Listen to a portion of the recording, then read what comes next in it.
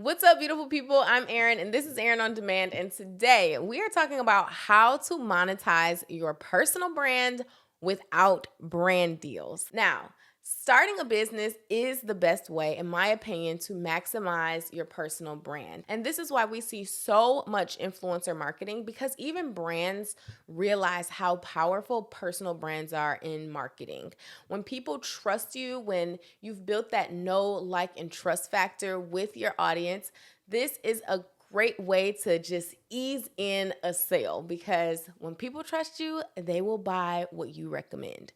Now, to me, what better way to capitalize off of your personal brand than to starting your own business? And we see this with so many people, from Rihanna with Fenty, which has superseded her own personal brand, Deepika from Live Tinted, where she has a makeup line, Jackie Aina, who's one of the OG influencers and has had great success with her candle and fragrance company, Forever Mood.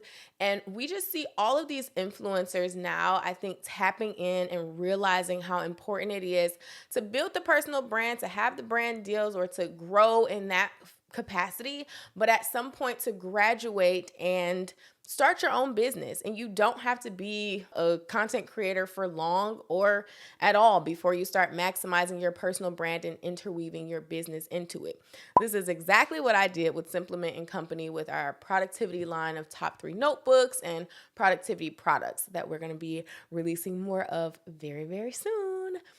So let's get into some of the ways or some of the things that you can integrate into your personal brand to start making some money now. No waiting for Google AdSense or to become a YouTube paid partner.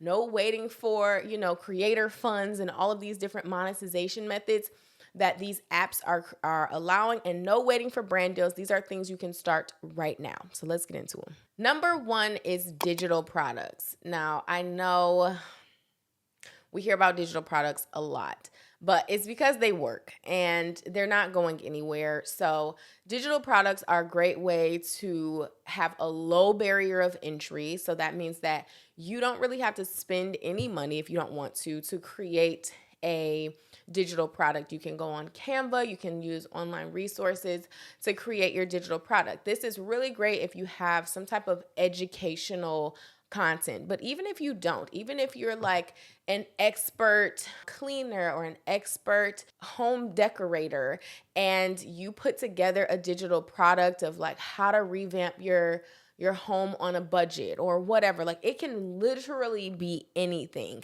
And as you're creating your content, you're constantly mentioning this digital product, you're constantly referring to how many people have found success with it, you're sharing testimonials. You really do have to market a digital product in order to see the results and to make money. However, they work. And the more that you talk about them, especially digital products that are like a low buy-in, like $10, $20, even $5, those are going to be a lot easier to convert, because people are more willing to spend that amount of money on the fly versus paying $150 or even more, just kind of as an impulse buy. So digital products are great because they're easy impulse buy. You're not managing stock, and they have a very low barrier of entry, meaning that you don't have to spend money to create them. The key with a good digital product is to make sure that it aligns very seamlessly with the content that you're creating, and to not overwhelm your audience with too many digital product options. So what I like to do is have one main digital product at a time. I've had my 7-day brand transformation guide for probably way too long, but it still sells. I mean, we've made tens and tens of thousands of dollars off of this $10 guide. And I don't talk about it that much, but when I do, we get a burst of sales. And now we're working on a new digital product, but I don't change them out very often. I mean, you could change it out once or twice a year. Even if you change it out a little bit more frequently than that, making sure that your content itself directly aligns and can easily market your digital product is key. Okay, number 2 is affiliate marketing. And if you don't know what that is, it's basically when the creator gets commissions based off of sales from referral links. A lot of stores offer affiliate programs, but some of the big ones are Amazon, LTK, which is a huge affiliate program. And these programs allow you to, when you share that link, if someone buys using that link, you get a commission on those sales. And those commissions vary based on the stores. So you might see some of your favorite creators always shopping at Free People. That could be because Free People has a high commission rate versus like maybe Nordstrom, which could have a slightly lower one. Like you will begin to notice that affiliate marketing, a lot of these creators are really aggressive with sharing links, and it's not a bad thing. I mean, you can make a lot of money, like tens of thousands of dollars, especially if you have the audience, but you don't have to have a huge audience to get started. And nowadays, with the way these algorithms are set up, you never know which content is going to pop off. So you do have to apply to Amazon's influencer program as well as LTK, and you have to be accepted.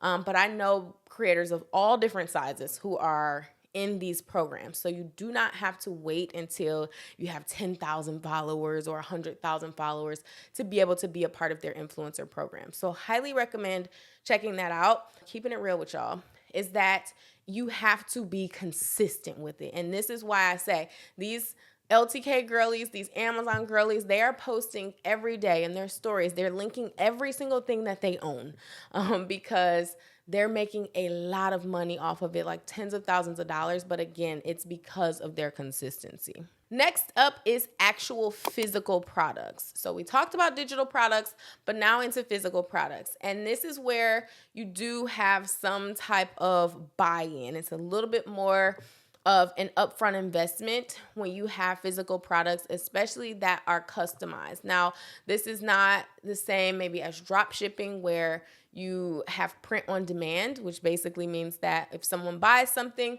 then that product is then created, made to order. If you have a product business like how I have with my top 3 notebooks, my planner company, then you have to actually go through a full process to create something like this. So we had to get a designer, we had to design a website, we had to create a whole new business. We also had to find a manufacturer, we had a project manager. And I don't say all of this to make it sound difficult. I'm just sharing this because product-based businesses do take more strategy because you don't want to be sitting on a whole bunch of product. I'll put it to you that way. You don't want to have 2,000 notebooks or 2,000 pair of sunglasses and you can only, sell 70 of them, so you have to be strategic with how you want to roll out a product-based business when you are extending that from your personal brand. So for example, with Jackie Aina, she was really, really smart with her Forever Mood marketing because she spent years critiquing other fragrances, recommending other fragrances, traveling, trying different fragrances all over the world. And then she really became this fragrance expert. Now, this is not to say that what she did wasn't amazing, but I'm just saying this to say it's not difficult in terms of if you love coffee, go become the coffee connoisseur. Over the 2 years that it may take you to grow and have your own coffee shop or coffee bean line or whatever that looks like, rate coffees, become the coffee girl, and then see what happens when you drop your own coffee. It's going to make people trust you so much more, especially with that particular product. And so with physical products, it does take a more intense layer of strategy and marketing just because you are paying for these products up front and you do not want to be sitting on them once they come in. Once you have them in, you want to be selling them and having them flying off the shelf so you can have a great supply chain going. So that's physical products. Now, they will never go out of style. Physical products are so scalable. They're so great for legacy building. They're just incredible businesses to have and great extensions of your personal brand. But you do want to make sure that you have the demand for that product. Okay, I've been talking about this one a lot. Moving on to subscription newsletters. Now, this is something that I think is really cool. I'm still kind of experimenting with it, but this is a great way to monetize a personal brand, especially now with social media just being a little bit weird. There are just so many nuances now to social media and just lots of things changing. Lots of icks are being spread amongst all of the social platforms. And I just think it's great to have your own newsletter, but even more so now as you're putting more effort into content, and content does require more effort these days. I think it's great that you are able to monetize in this way where it's just a lot less based on views and a lot more based on loyalty. And that's what having a subscription based newsletter that you offer as a paid membership essentially is great for. You know, it's not like, oh my gosh, I got 1,000 views, I got 1 million views on this Instagram reel, so I'm gonna make, $1,000 off of it. It's like, no, 1,000 people are subscribed to my newsletter for $5 a month. So now I'm making $5,000 a month off of my newsletter. And you can live off of that. That's a salary. I would say, subscription based newsletters are great.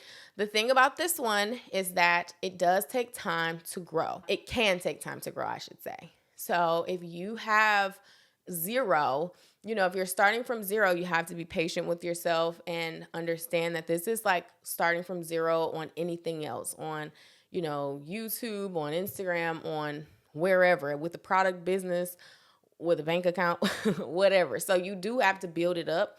But that's not to say that it has to take a long time. So that is a subscription based newsletter. I love Substack. There's some other ones that offer subscription based, like paid newsletters. But I think Substack is great because you can have a podcast on there. You can control where the paywall starts on a post. So maybe you have 5 tips and you end up making the first 2 free to read, but the last 3 are only for paid subscribers. So you can kind of customize it in that way. And you just have access to these contacts. You don't have to worry about if the app shuts down or whatever. You still will have access to those email addresses, which is really important nowadays. Okay, so next up is a membership program.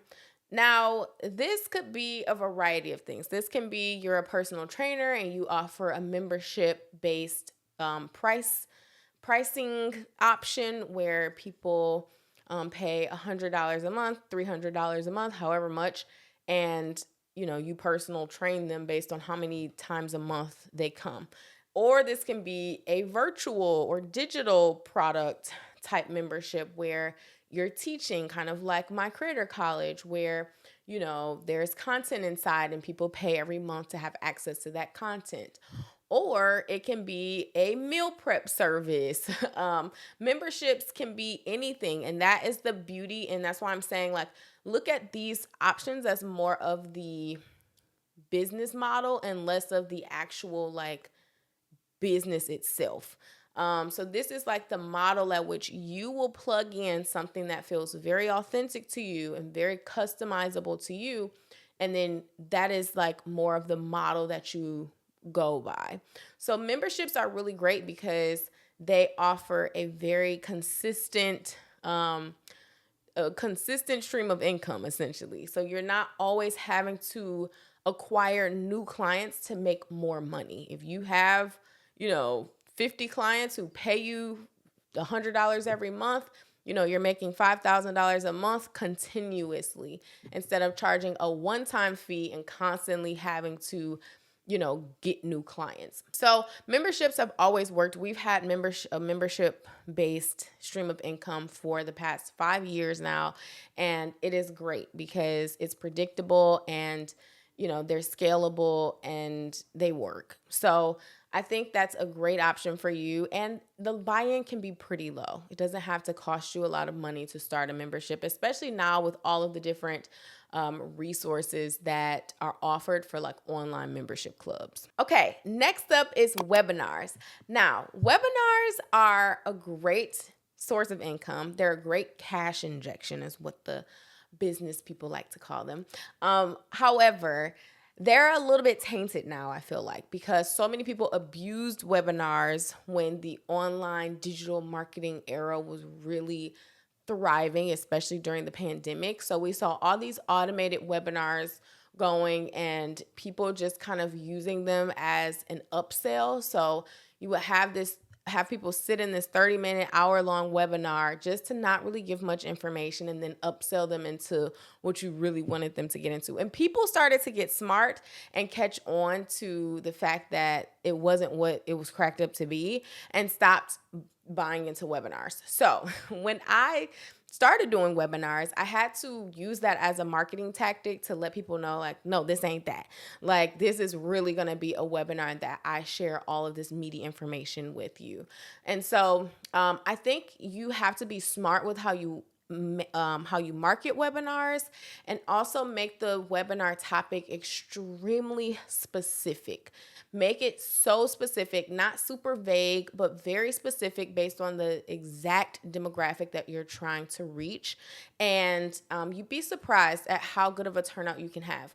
Another thing with marketing the webinars that I would do again is I did a personalization aspect. So every person who bought a webinar ticket got their name on a sticky note, and I put it up on my wall, and I just had a wall full of hundreds of sticky notes, and I would share like every day all the new names of the people who bought webinar tickets.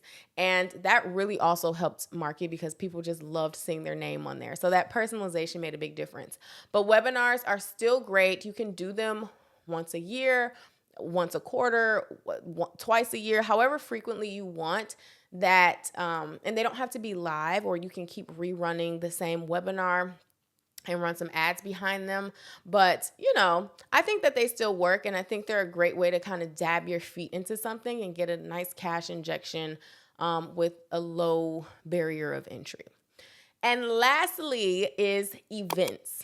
Now, actual events, because now we're in a space where when you have a personal brand, people want to experience that offline. And in this social media era, personal branding has become so synonymous with like how you show up on social media. And it's not just that, your personal brand is just who you are as a person and what you represent, whether it's online or offline. And getting so consumed with your online personal brand can cause you to miss out on opportunities that, are in real life. And so events are huge. We're starting to see so many conferences, so many creators doing retreats and trips with, their communities, and just hosting really cool things, going on tours and teaching their expertise to people in different states. So it's just, the options are really endless, but events are something to keep in mind. Now, I don't think events are the best for like, in terms of an ROI. So you might not make a whole lot of money off of events unless you have a really big event and charge premium prices for tickets. But I do think events are great for creating more content, getting engaged with your community, like getting real life feedback, and just having fun and engaging on a deeper level. So that is the last one.